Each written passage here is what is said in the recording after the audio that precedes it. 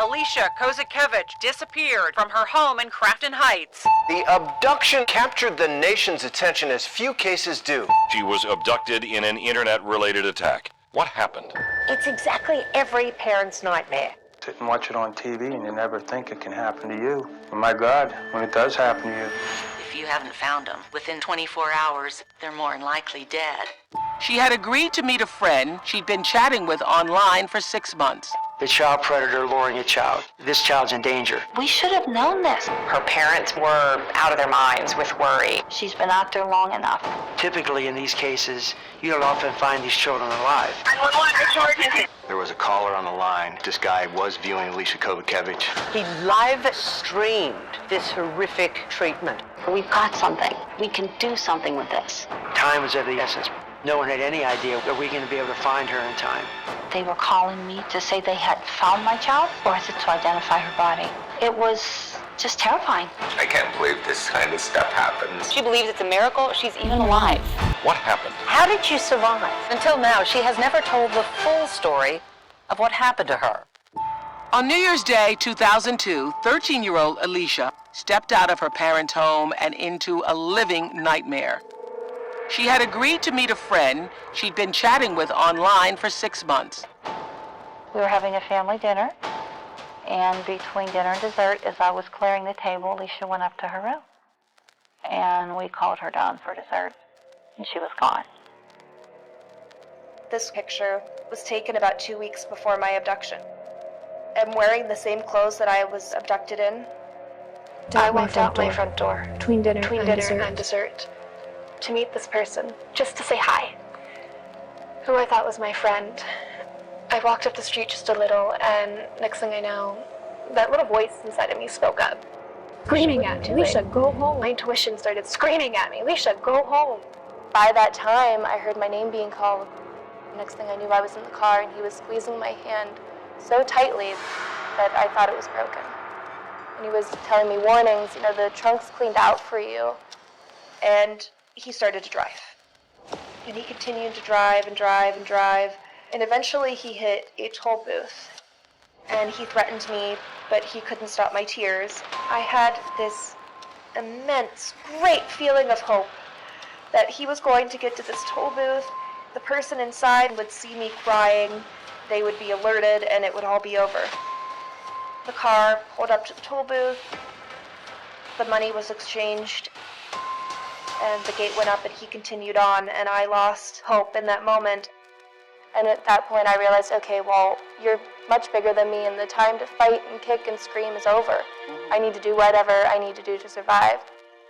He took me down into the basement, down these winding, long stairs, and inside was what can best be described as a dungeon, a really terrifying place, and it looked like there were things all over the wall that were meant to cause pain.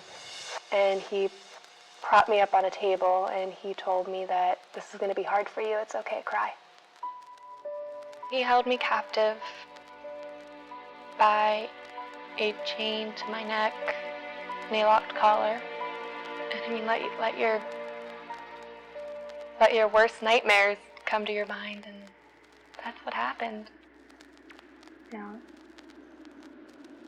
Up until the 4th day, I had done whatever I had to do to survive.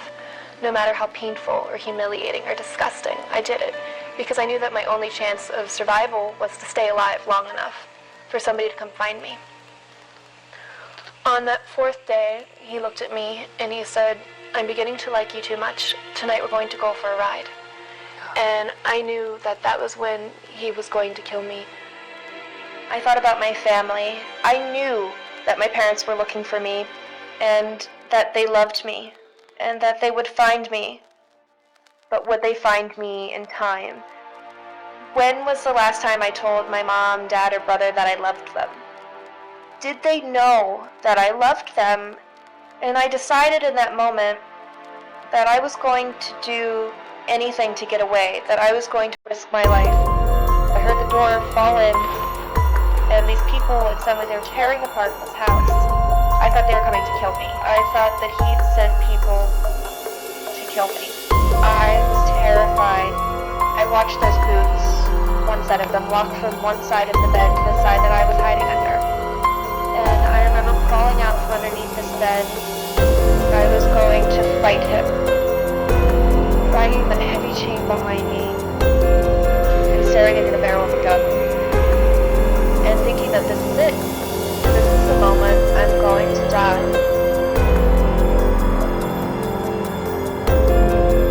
And then he turned around,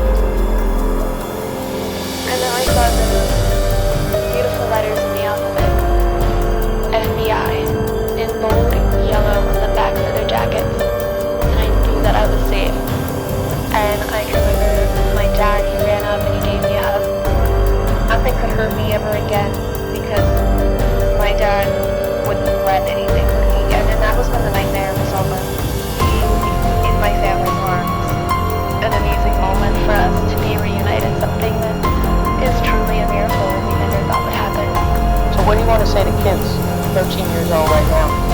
So scary because they're making the same exact mistakes I did.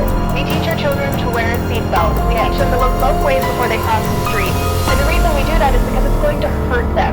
It's not to terrify them and make them afraid of the world, it's to empower them. You must talk to your children.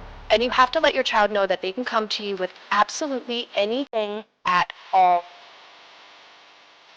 Yes, my story is horrendous.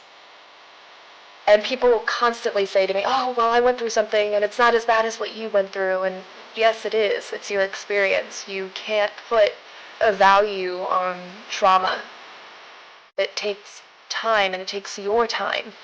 It's okay for it to take time. For you to cry and scream and break down. It is difficult. There are ups and downs, but you can get through it.